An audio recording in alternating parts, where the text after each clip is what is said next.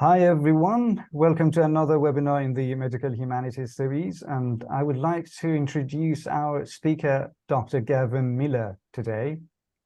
Dr. Miller is reader in contemporary literature and medical humanities at the University of Glasgow. His recent publications include Science Fiction and Psychology in 2020, and Miracles of Healing, Psychotherapy and Religion in 20th Century Scotland in 2020.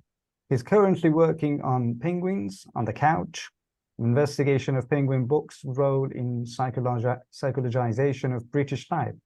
And the title of his talk today is Why Paperback Books Matter to the Medical Humanities. Welcome to the webinar, Dr. Miller. Thank you very much, and thank you for the invitation.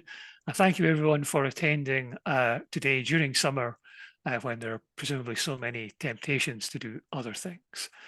So I think I can remember how to share my screen. Spent the pandemic doing it, so it's in the back of my head somewhere. And hopefully this should bring up a nice, clear opening slide for you. Perfect. Yep, that looked good. Good, excellent. So I shall just kick off. I suppose with an apology for my grandiose title, I will be offering a more specific argument as I get into the paper. So this is not paperback books in general, nor medical humanities in general, but a rather more focused discussion. I'm going to focus on the British paperback publisher Penguin Books, as Arya probably indicated there. Penguin, you'll see their distinctive logo on the slide there. They played a central part in 20th century British cultural life with their enormous list of fiction and non-fiction titles. They were very important, for instance, to the cultural changes of the 1960s. And probably the most famous incident surrounding Penguin Books is the unsuccessful prosecution in 1960 of Penguin for obscenity when they put out a mass market paperback edition of D.H. Lawrence's Lady Chatterley's Lover. They were unsuccessfully prosecuted for obscenity. Prosecution was a failure, and that was one of the key cultural changes of the 1960s. But Penguin had an enormous list, and given their prominence, they're an ideal starting point to look at how the book trade, and the paperback book trade specifically, has promoted and circulated ideas and discourses of health, illness, disease, and medicine. And what makes Penguin very attractive for my interests is the existence of the Penguin Archive. This is a huge collection of the publisher's editorial files held at the University of Bristol. It's very far from an exhaustive historical record of Penguin, and what it does have is often unpredictable in quantity and in interest. But there is a lot of very useful material there, even if it can be a bit hit and miss down at the individual file level. You just have to be prepared for the long haul if you're working in that archive. I have a folder on my computer with around 14,000 image files taken during archival visits, and that's covering editorial files for around 100 different titles. But a lot of that will be irrelevant or uninteresting, so I have to take a highly selective approach to what's in the files. Now, I couldn't possibly tackle all of Penguin's extensive list on health, illness, and medicine, so I'm going to focus in this talk on texts from the psychological disciplines, from psychology, psychoanalysis, and psychotherapy. And for convenience, I'll just refer to the Psy disciplines. That's a sort of accepted shorthand for the collection of psychological disciplines. And in fact, I was drawn initially to Penguin Books and the Penguin Archive because of my research on the radical anti-psychiatrist R.D. Laing, who published a number of highly successful books with Penguin. His best-selling countercultural classic, The Politics of Experience from 1967, had sales in the hundreds of thousands over multiple editions, and Politics of Experience is still in print today with Penguin or with Penguin Random House, the successor company. But Penguin had a large and varied list in the Psy disciplines well beyond R.D. Laing. And these books were an important resource for the British general public, who needed authoritative psychological knowledge, particularly in the post-war era. The post-war period was a prime period of psychologization of the spread and authorization of psychological discourses, of ideas, but also of practices, and also of what you might call technologies, such as IQ tests. So psychologization was readily apparent and growing momentum, not merely in clinical settings, say with a psychiatrist or whatever, but also in childcare and education, in progressive politics, and also in individualized patterns of life. How do I find out who I am? Why don't I turn to a popular book, say, on psychoanalysis or psychotherapy? So I'm going to offer in this talk, which will take about 20 minutes or so, 3 slices of material that I hope will be accessible, interesting illustrations of the value of book historical investigation for the medical humanities. Firstly, I'm going to illustrate how psychologization could work outside of the clinic in popular reading practices. Secondly, I'll give some examples of unacknowledged labour in the writing of some selected titles to show something of the behind the scenes labour, if you like, knowledge production labour in the production of Penguin paperbacks. And finally, I'll illustrate how Penguins need to protect their brand, that distinctive brand and the trust that people put in it, how that could have quite profound consequences. And I'll show that with reference to one particular title on Northern Irish politics. And I would say my overall aim here is to show the autonomy, the dignity, if you like, of book historical explanations, that they have their own status when we're talking about the medical humanities. In their heyday, Penguin books had a cultural authority rivaling that of the BBC, of the British Broadcasting Corporation. But unlike the BBC, Penguin Books was a commercial enterprise. It had to turn a profit. And the imperatives and the contingencies of running a business in the book market shapes its activities in all kinds of ways with psychological titles. And we can see these effects in the following slides. First, though, a brief introduction to Penguin and a bit of book history. I promise to make this painless and informative. I won't take too long over it. Penguin Books were established in 1935, and they were central to what's been called the paperback revolution in British publishing. They were immediately successful and they revolutionised the British book market. Their first year saw sales of 3 million copies and a turnover of £75,000, which was a lot of money in the 1930s.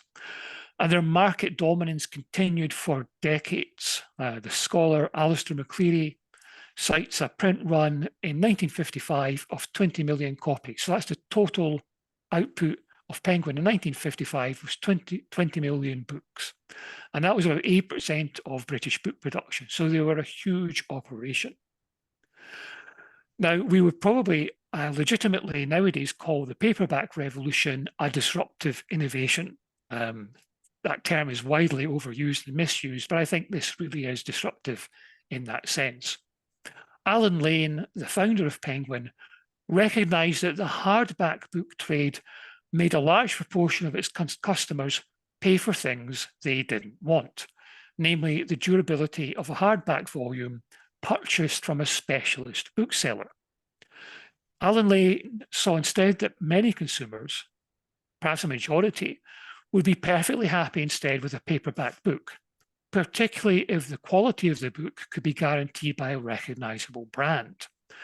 And paperbacks indeed were better in some ways than hardbacks. They were smaller, they were lighter, they were more suited for reading during travel, and crucially, they could of course be made and sold far more cheaply through the economies of scale of a long print run. So Alan Lane envisaged paperback editions of 20,000 copies distributed to include non-traditional retail outlets, as opposed to the traditional business model of hardback runs of say 1,000 to 5,000, sold almost entirely through specialist booksellers. And the idea was that you as a customer could buy a modestly priced Penguin paperback from a railway newsagent or from a general retailer such as Woolworths, but yet be confident that the quality of the book would equal that of a familiar hardback press. And now for some terminology, which I will be using here and there during the talk. Much of Penguin's list for many years, probably until the 70s and 80s, was made up of what were called takeovers. That's where Penguin bought the rights for a paperback edition of a book that had already been published in hardback by another company. Penguin, though, had the expertise and capacity in the production, marketing, and distribution of paperbacks. They knew how to do this. They had the contacts, they had the agents. It made much more commercial sense, even if you were another company, just to sell the paperback rights onto Penguin and take your cut at the end of the day. And a lot of side discipline titles were indeed takeovers. And that can be quite disappointing for the researcher, by which I mean me. I remember on my first archival trip going to Penguin, getting editorial files for some big name titles, things like Carl Rogers' Encounter Groups, big 1970s titles, and finding really very little in the file apart from a contract stipulating the terms of the takeover.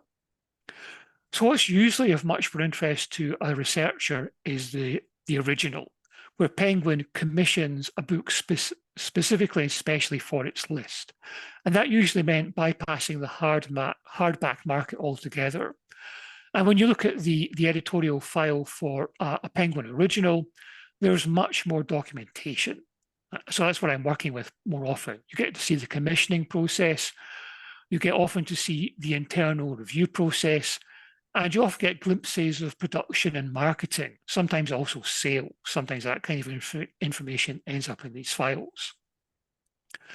The Penguin brand was also divided into sub-brands or imprints, many of them with bird-relating names and logos. Puffin, for instance, was its brand for children's books, and that's the yellow logo on the slide there with the black and white puffin. But the books that mostly interest me are Pelicans, and there's two versions of the Pelican logo on the slide there as well from different eras. Pelican was the specialist non-fiction imprint. It was launched in 1937 and it continued until 1984, stopped for a while, was revived a few years ago after I think it was rather missed. And Pelicans were intended to provide a library of modern knowledge, a definitive library of modern knowledge.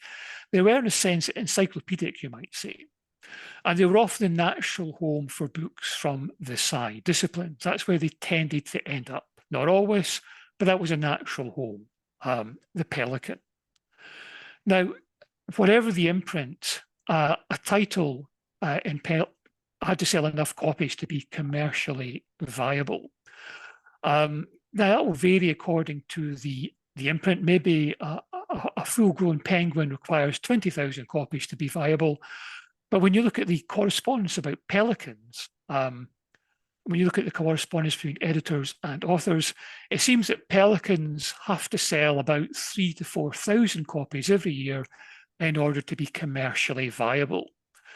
Once sales drop below that point, then the title will be left to go out of print, or it might even be remaindered if its sales are particularly dismal. Now, despite these sales figures that might seem enviable, I mean, I think most of us would feel lucky if we wrote an academic book and it sold 4,000 copies in a year. We might envy those kind of figures. But Pelicans were not really money spinners for their authors. Authors in the side disciplines usually had some kind of professional role that actually paid quite a lot better than the royalties on their books. The low cover price on a Pelican meant that a royalty of 7.5% wouldn't really amount to a huge amount over the life of a book. So in the 1960s, an author might make £300 or £400 over the lifetime of their Pelican, and that would include their advances as well. They would get some upfront advances, but in total, they might make £400 over several years. But if you were a consultant psychiatrist in the National Health Service in that era, in that decade, you might have earned several £1,000s a year. So there were opportunity costs as well for authors. That meant they wouldn't necessarily commit to writing a Pelican, or they might not be able to commit wholeheartedly. And that does have implications for what Penguin do with their authors. Anyway, after that introduction, I'd like to begin with some actual books that are evidence of psychologization. And I'm going to look in this case at two pelicans. You can see the logo there in the cover. Two pelicans by the high-profile British psychologist Hans Eysenck. And Eysenck was widely read through polemical pelican originals such as Uses and Abuses of Psychology and Sense and Nonsense in Psychology. These were pelicans from the 1950s. And Eysenck, as an academic psychologist, wrote these books to sort of set disciplinary boundaries, as he saw it, for psychology. He was incredibly hostile to psychoanalytic theory and practice, and he had a largely positivistic methodology that he promoted through these books. He was trying to point out what he saw as the abuses of psychology and nonsense in psychology. That often meant psychoanalysis for Eysenck. That was by no means Pelican or Penguin's view. They had quite an eclectic list, but Eysenck was definitely somebody setting disciplinary boundaries. But while these discursive, polemical writings sold well, his biggest commercial success was actually his two books of IQ tests, Know Your Own IQ and Check Your Own IQ, from the 1960s. And these two books were inspired, actually, in a bit of transmediality, I suppose, by the success of a British television game show called Pencil and Paper, which ran for a couple of years at the start of the 60s. And Pencil and Paper set questions in the style of an IQ test. It set it to contestants in the studio, but also to the audience, setting questions, as I recall, over commercial breaks in between programs. And this created a kind of general interest that Eysenck cashed in on. He saw the market opportunity. He was a psychologist. He liked these kind of quantitative methodologies. So he proposed these IQ test books to Pelican. He pitched them. And they were a great commercial success. Know Your Own IQ sold 200,000 copies in its first year of publication. And a Penguin editor later remarked that Eysenck's IQ books far outran the sales of all his other books. And indeed, the editor hoped that he would actually write some more, particularly one aimed at children, or at least at their anxious parents who wanted to know if their children were intelligent or not. Now, we probably balk at IQ tests today, but well, we know of their well-known problems of inbuilt cultural and racist biases, problems in the construct of general intelligence, the relation with formal education, the statistic norming of results. We know these kind of problems. But in the 1960s, at the height of the post-war consensus in Britain, there was a more positive view, I think. Here it seemed to the general public was an objective, scientific way by which anyone could measure their intelligence, despite the various hierarchies of British society, particularly of class. So IQ tests, I think, were felt by many to be essentially a meritocratic psychological technology, one that could unsettle and challenge class relations. Your boss might have gone to grammar school and university, but you could do the test and find out that you were just as smart, if not smarter. So just like the TV game show Pencil and Paper, Eysenck's IQ books helped to make psychometric testing popular and accessible, and indeed enjoyable. There was a kind of gamification of IQ testing. You could play, if you like, you could play the test as a game against friends and family, and you could even play against the test's creators in a way. Penguin's archival correspondence in these editorial files shows a lot of people, a lot of readers writing in to Penguin, and they do so in a sort of competitive spirit.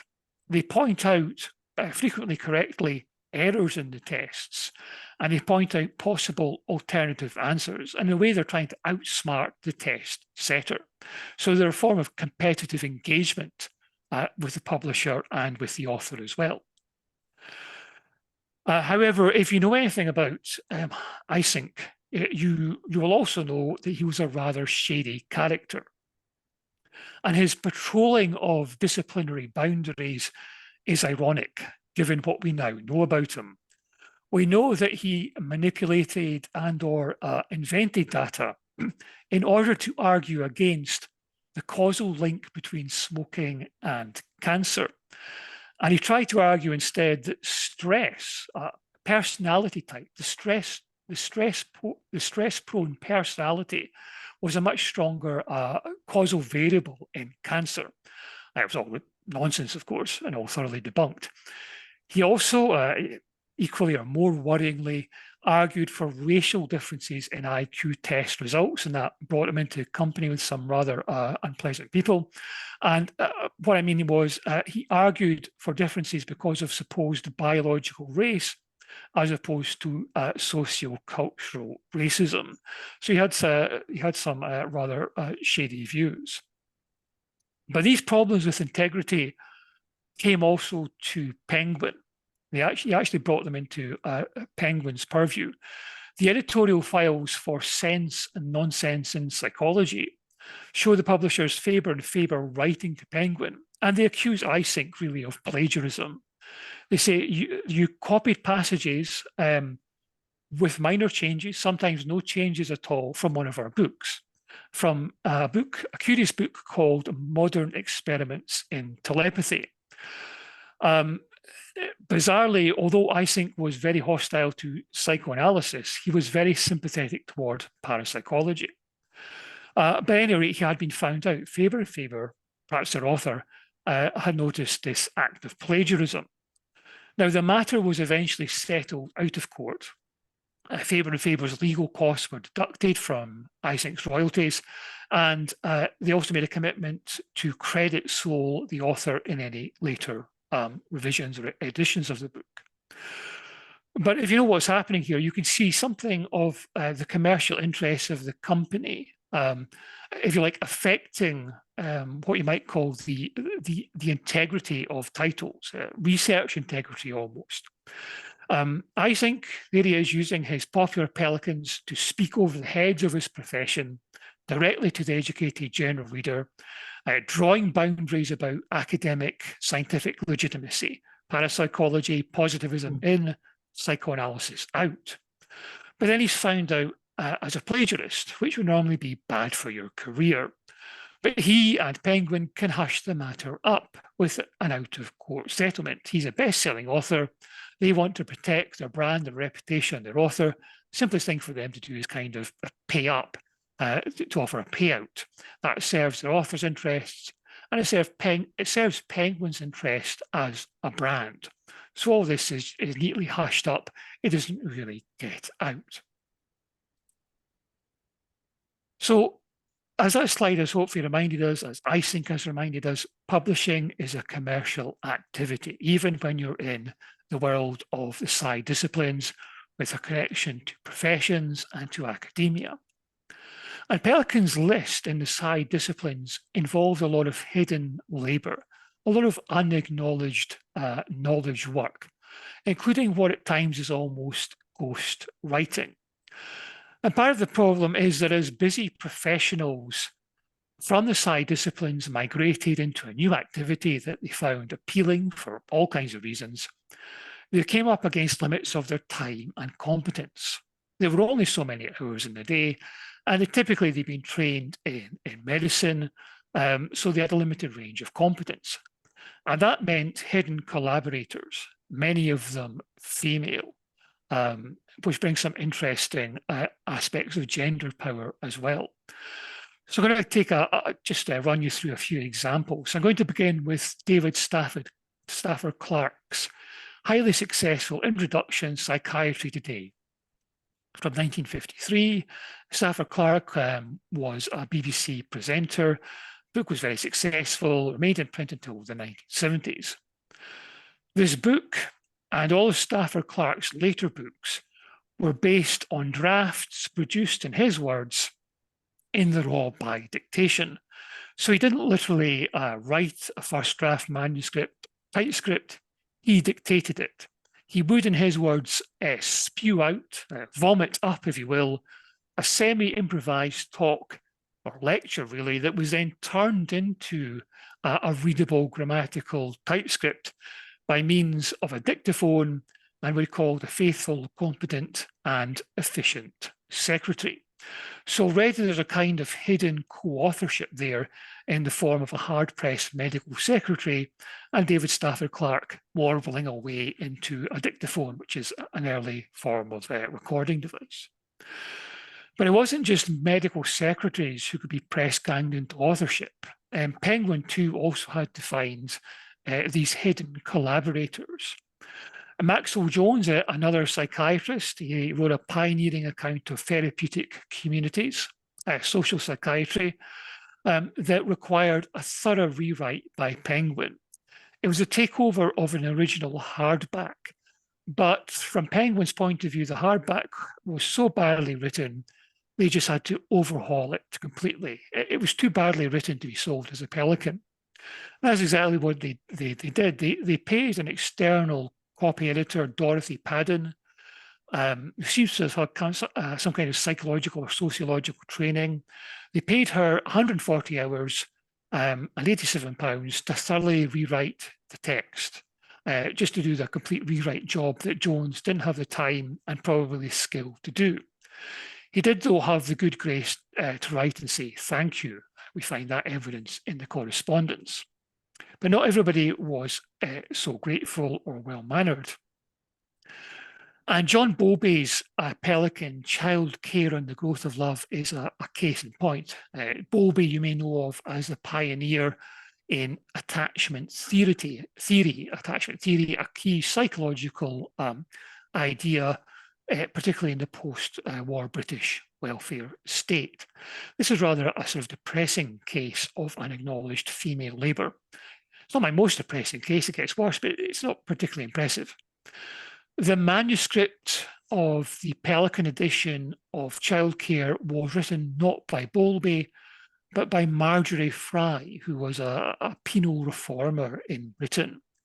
Fry saw the potential in rewriting Bowlby's rather technical 1951 report to the World Health Organization, basically on the same topic, and marketing it as a mass market paperback. It's Fry, in fact, who begins the commissioning process. Pelican Penguin, they have Bowlby on their radar. He's failed to supply a manuscript for another book, but Fry's in contact with them as well. She suggests it. And during the commissioning process, the book is explicitly framed as a collaboration, as a joint effort between John Bowlby and Fry herself.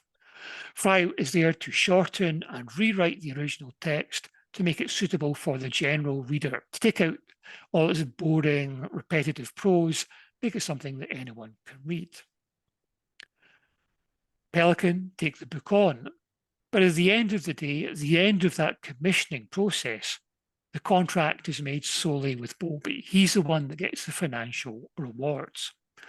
As far as I can tell, for doing all this work, all the commissioning work, for doing the rewrite, Fry's eventual material reward is 68 copies of the final paperback, which is about £5 worth of book, which Penguin send her in thanks for her work. That's the extent of her payment, if you will, for her work. But that's probably not the worst case. The Psychology of Propaganda from 1963 is another Pelican original. I've got the very eye-catching cover up there on the slide by one of Penguin's highly trained graphic designers. This was by another medic, J.E.C. Brown, and the files for this title show how ungrateful authors could be for female collaboration, no matter how much they needed it. Now, Brown's book existed because there was a gap in the market at this period towards the late 50s and the early 1960s for books on topics such as brainwashing and mind control. There was a market opened up by Vance Packard's The Hidden Persuaders, a book on advertising, and the British psychiatrist William Sargent's Battle for the Mind, which was a book on brainwashing. supposed brainwashing technologies. And Brown was writing a kind of rebuttal, I think, of Sargent. He was much less, he found brainwashing to be much less credible as a phenomenon. But the book required historical and cultural research that Brown had no formal qualification in. He was writing about things like religious conversion or political propaganda across centuries of political history. And this meant a pained editorial process of correction and revision. As the commissioning editor took a look at it, as reviewers took a look at this book and thought, okay, we need to fix this. So they handed him over to a copy editor. I haven't been able to find out her name, but she's referred to by Brown as Miss X. So I assume she's female. So Miss X writes various critical but yet helpful commentaries on the draft manuscript. Brown's response is just immense annoyance. He harangues his commissioning editor about Miss X, this poor woman. He denounces this helper as in all kinds of ways. I'll give you some of the phrases he uses. Miss X is, he says, arrogant, ignorant about matters upon which she assumes knowledge, and impertinent. She is an underling who is too clever by half. She is competent. And at one point he says, she is no better than a garage mechanic. It's very hard to imagine Brown getting away with this kind of language with anybody else, with a man, for instance. But Brown was not to be told. And in fact, he was so resistant to revisions that published reviews show reviewers commenting on problems in his historical scholarship. He just wouldn't take good advice. But from Pelican's point of view, from Penguin's point of view, Brown was worth appeasing. There was a real market demand for books on brainwashing, propaganda, and advertising at the time, so it was worth humouring this rather aggressive author who was on their list.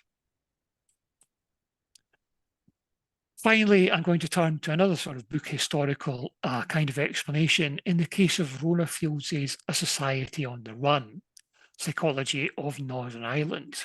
Got the cover up there on the slide. This was a Penguin education title from 1973, a time when the Northern Irish Troubles were absolutely at their peak. When Society was published in late October 1973, it met almost immediately with a scathing review in the Sunday Times, a leading British Sunday newspaper. The reviewer, John Whale, was extremely critical. He found fierce partisanship, unsubstantiated accusation, repeated inaccuracy of fact and phrase, the misspelling of 27 different proper names. All this, he said, from a trusted publishing house and in the name of education. And he says at the end of his review, Penguin should withdraw the book. And Penguin, in fact, do that. They almost immediately take the book off the market, and they begin with their author, Rona Fields, an American who'd been working in Northern Ireland.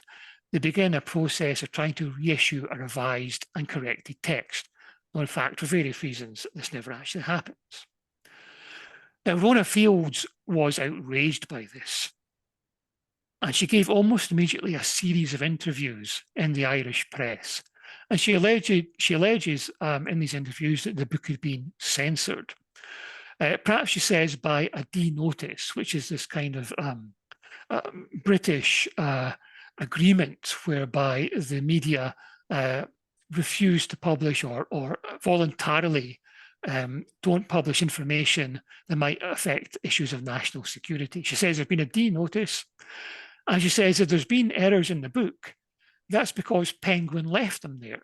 They, the publisher, left these errors in order to discredit her. And this narrative, this rather conspiratorial narrative of collusion between Penguin and the British state, gained a lot of currency in the months and years following the withdrawal. Fields really grabs center stage with it, and it becomes taken as fact, particularly in the USA, particularly in the Irish diaspora in North America, and it's still repeated up until the present. It's a kind of factoid. The book was withdrawn because of pressure from the British government. But discrepant, different narratives accrue to withdrawal of the book. There are competing explanations. One competing explanation comes from the Northern Irish British Psychological Society. They are no fan of Rona Fields. They feel that she's misrepresented them in her book.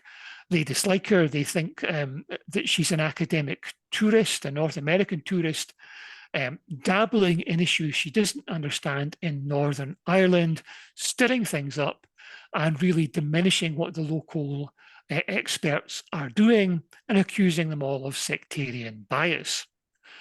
They think that the book has been withdrawn by Penguin not because of the British state's activities, but because the book is unscientific.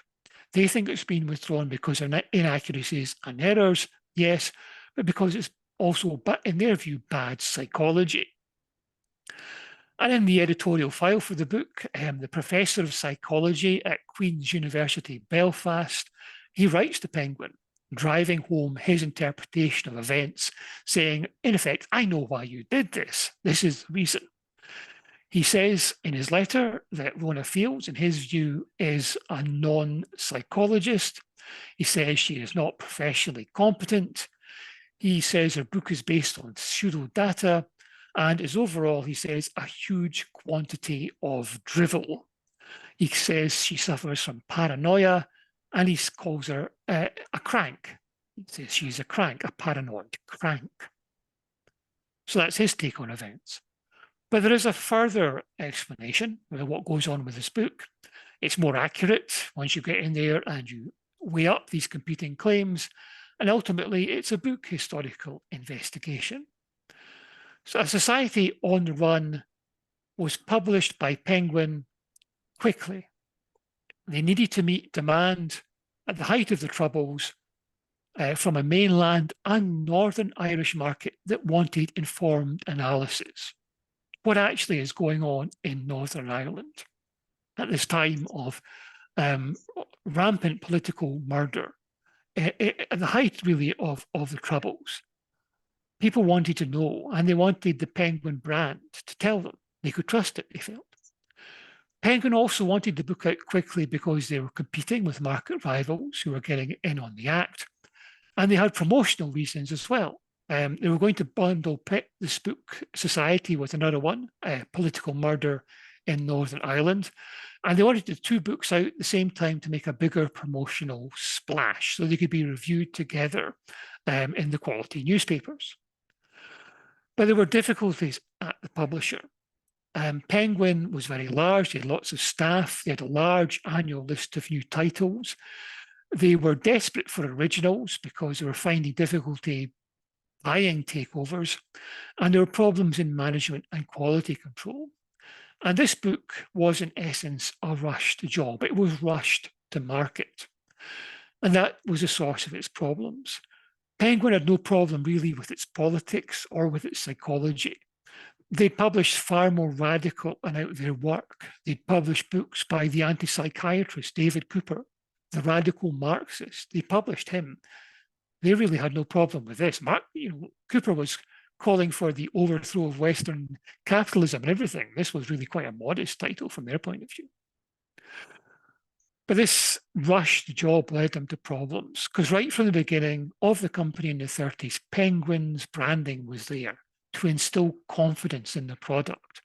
And this book, Society, it damaged that brand by failing in the basics of publishing. No matter what else it did, no matter what you might say about whether it's good psychology or bad psychology, or whether it was impartial or not, it damaged that brand. And the chief editor of Penguin Education, really, at the time, he recognizes in correspondence that the book was absolutely, in his words, crawling with errors to an extent which is very damaging to our reputation as publishers. That was the view of the editor of the imprint, but the chief executive of the company had the same view. He says in correspondence that the book was withdrawn because it was badly published and fell below our own professional standards. So the fate of this book, A Society on the Run, it wasn't determined by the shadowy operations of the British state. There really were shadowy operations of the British state, and Rona Fields really was harassed and spied on by the British state and its intelligence operatives, but they didn't have a hand to play in the withdrawal of the book as far as I can tell. Nor was it withdrawn because of academic psychologists doing boundary work. Penguin had no problem with the book as psychology. They had an eclectic list.